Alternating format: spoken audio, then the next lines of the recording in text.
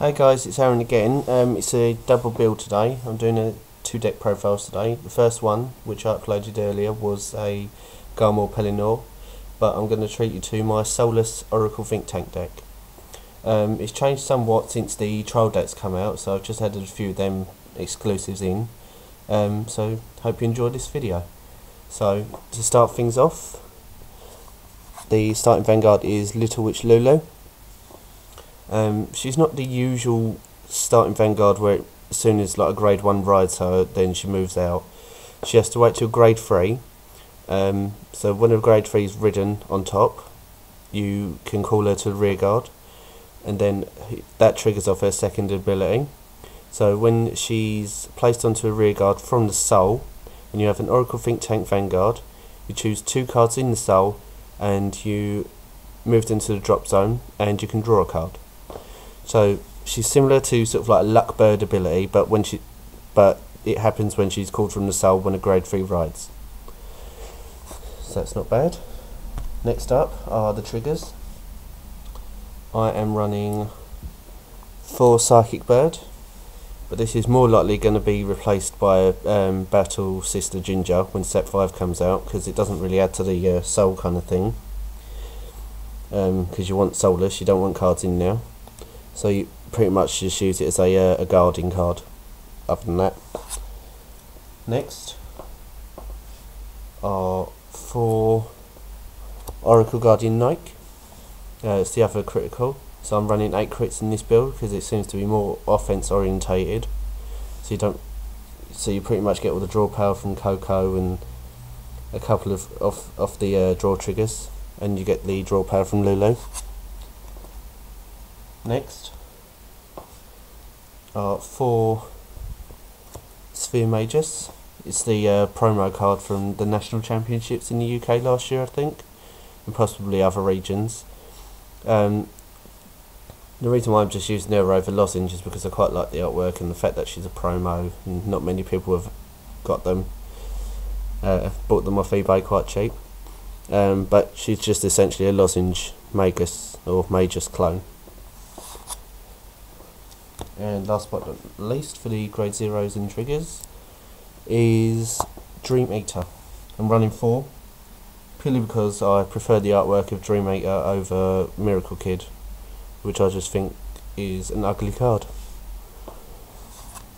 Next up are the grade 1s, and I'm starting off with 3 Battle Sister Chocolat, the perfect guard of the clan. Not much else to say because hopefully everyone knows what a perfect guard does. Next up I am running 3 Oracle Guardian Gemini, the 8k vanilla group, or clan I should say rather, nothing special. Next is Emerald Witch Lala, which I'm running 3 of. When she's called to the rear guard and you have no cards in soul, you can discard a card from your hand and you can draw a card. So she has the draw power, so you don't necessarily need to run so many draw triggers. Next is another card that allows you to draw. 3 Dark Cat. Hopefully everyone knows what Dark Cat does from watching the anime. When it's placed onto a Vanguard or rear guard, if you have an Oracle Think Tank Vanguard, each player may draw a card. Quite funny in tag battles because it means all 4 players actually get to draw a card. And at 7k it's actually quite a nice booster, not too bad. And a trial deck exclusive I think, and also possibly being reprinted in the Oracle Extra Booster. And last but not least, 2 Weather Girl Milk with the trial deck artwork. I actually quite like this artwork of her. More resembles to what she actually looks like in the anime, not the cartoon sort of drawny sort of one from Booster Set 1. So she's pretty good. Combos very nicely with CoCo and other grade 3s and other things to help boost up 10k.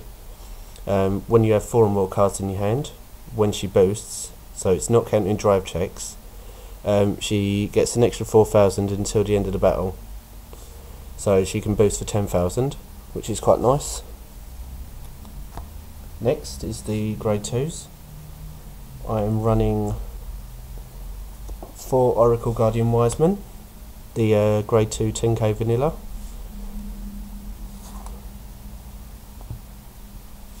Next, which I think's okay late game, unless you want to change tactics, is 4 Battle Sister Glass.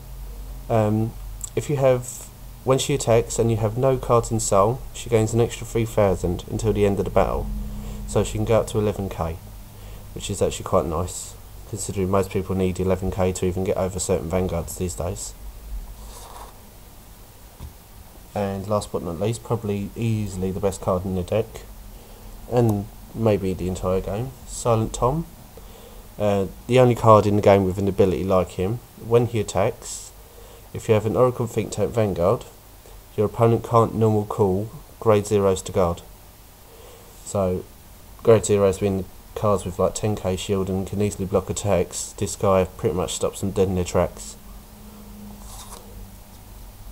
So when you drive check from like your Vanguard, you pretty much apply all the power and possibly effects to him, so your opponent can't really guard it that much.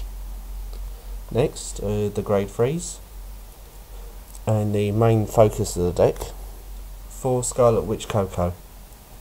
So ideally, when you get to the point of riding grade 3, you ride CoCo, you call Lulu out, and you Soul Blast 2 for a card. And then CoCo's effect activates. When there's 1 or less cards in Soul, you counterblast 2 and draw 2 cards. So you've drawn 3 off of just riding 1 card, which sort of like allows you to get quite a few pluses. And then you possibly also like you get another 2 cards from like drive checks and whatnot. So it allows for quite a few pluses during that turn when you ride CoCo. And if you have no cards in Soul, she gets an extra 3,000. So when you're boosting with like Weather Girl Milk, she can attack for like 23k with before triggers. Next up, I've got rid of 4 Sky Witch Nana, and I've replaced it with 2 Goddess of Flower Divination Sakuya.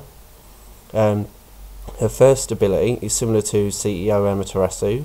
If you have 4 or more cards in your hand during any point of your turn, she gets an extra 4,000, and that includes your drive checks. So if you have 2 cards to start off with, you get 2 from Twin Drive, and then she gets her extra 4,000 boost. But her other ability is what makes her useful. To also help set up that ability is when she's placed on the Vanguard, you return all Oracle Think Tank units, rear guards I should say, back to your hand. So it allows you to sort of like realign where you want to sort of apply power to and whatnot. And last but not least, 2 Meteor Break Wizard. It's sort of like the clone of like Knight of Conviction Boars and whatnot. So when you attack with him, you count blast 1 and he gains an extra 3,000 to the end of the battle.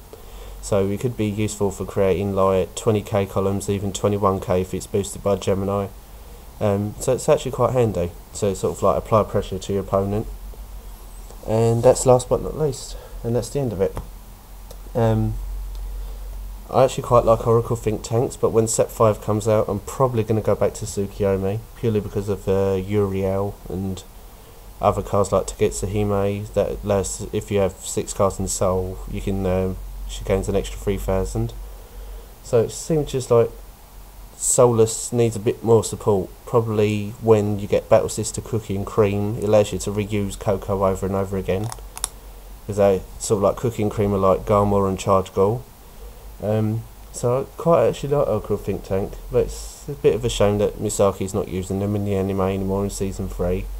But let's see how Genesis goes when we actually get them. But anyway, that's the end of the video. I hope you liked it. So like, comment, subscribe, video response, test out the build and let me know. Yeah, so that's it. Thanks, bye.